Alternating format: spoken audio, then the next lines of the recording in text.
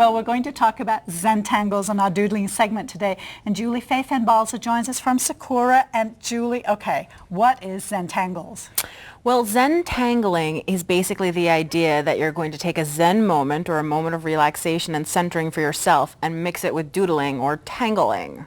Okay. Well, we all know that crafting can be meditative, and so I think this is just the idea that if you can just take 15 minutes to yourself to relax and have a good time with this, that you'll be all set. Okay, so sounds like a plan to I me. know. I like to doodle when I'm on the phone. You know, I'll just be listening, and you know, you're just kind of doodling away. So I guess that's my Zentangle time. That's great. Would that be good? Somebody suggested to me that you could have them in your purse in like the doctor's office or something like that. Oh, that's a great place. And you could calm yourself down and lower your blood pressure. So I'm going to use a fine point pen, and these pens they come in also a very thick point. It's up to you what you'd like to use. I think this is a delicate process, so I like to use a nice thin point.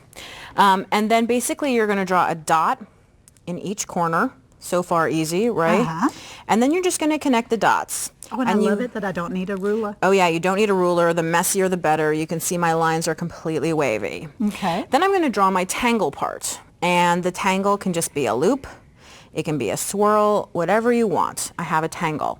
And now you have several different segments. And I have 1, 2, 3, 4, 5 different sections. And I'm going to do a different doodle in each of those sections. So for our first one, I'm going to show you a really fun one, which I like to think of as ribbons. So there's your first ribbon. And then you're going to draw another ribbon that looks like it's going behind it. So I'm going to stop when I come to my first ribbon. And then I'm going to go as if that ribbon goes behind. And now you can see it looks like they're crossing. And then the next one that I draw through here, again, I want it to look like it's going behind. And then I just keep repeating this. And the thing is, repetition is one of those things where you can let your mind wander. You can think about what you need to make for dinner or what you just saw. It's very calming. It lowers your blood pressure and just makes you kind of happy. So you just keep going and keep adding that ribbon. And again, you can see my lines are overlapping in places. They're not meeting. This isn't meant to be something that you're critical of yourself in any way. It's just meant to be something that's fun. And now you have one in front of you if you wanted to give it a try. Would you like to pass me a pen? I would love to pass you a pen. Now, do we always do this in black? I think that you can do it in any color you'd like. It's nice to start in black because it's very graphic against the white. And then once you've progressed a little bit more, you can see I have here, you can keep going smaller and smaller and smaller. And I'm just going to cross a big one right in there. Can you mix patterns within a section? You can mix patterns within a section if you'd like, although I think it keeps it neater looking. So here, if I start to draw a new pattern, and for this one, I'm just going to draw a little scallop. Okay, and you can see that the contrast of the two patterns is starting to bring up something very nice. How are you doing over there? Yeah, not so bad. It looks great. And then what you would want to do, and I like to get a thicker tip pen for this now, is I'm just going to color in the background behind here.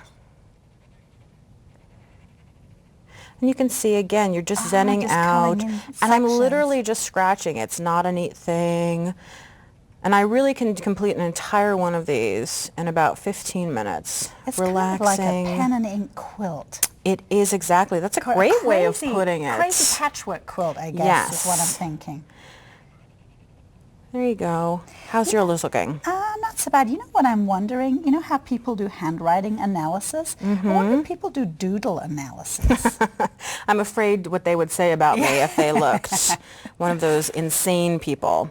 And if you're stuck for ideas, one of the things that's nice is you can find lots of places online that offer you a couple examples of different designs you can do and other things like that. And then when I'm done, I would take a pencil. This is like a little golf pencil. And I just shade along the edges to give it a little bit more dimension. Again, you can see I'm scratching and just it's just going to give it that over added it. depth. Exactly. Which always looks good. And then you can see here that I have a finished one. This one is 2.5 by 3.5, which is the right size for an artist trading card or an ATC, which is very popular. And these are little works of art that you can trade with your friends. You can also see I've done it just in little squares, which is also what I've done on my ring. Oh, that is so cool, Julie. Now, you've also used these techniques on these pages that we have. I have. And on this one here, you can see that I've just taken, again, my permanent black pen. And I've doodled in the background, done my Zentangling. And then on the next one, you have On the some next red. one, yes, I've used a permanent ink pen. That's the white, and I've done it in some circles, which are lifted up with some foam adhesive. Okay, and then on this one, there's a lot of color. Yeah, this one is actually done on patterned paper. I didn't color that in. The white is a ink pen, and the black, again, is the pen that I'm using here. Julie, these are great ideas. Thank you so much. Thank now I know you. what to do when I'm waiting for the doctor to call. Now stay tuned because we'll be right back.